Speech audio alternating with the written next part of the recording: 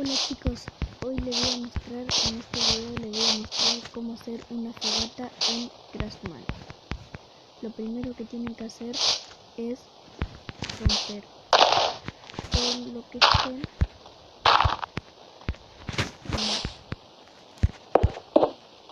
este bloque. Hacen una cruz y le ponen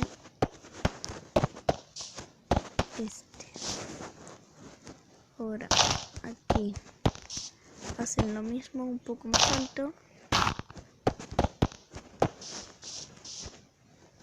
y ahí va quedando nuestra fogata.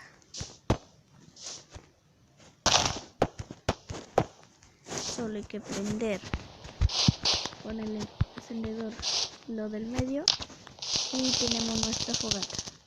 Como ven, nunca se va a apagar porque este bloque es de Ender o algo así. Ahí le puedo alumbrar, como yo tenía que estar actualizado.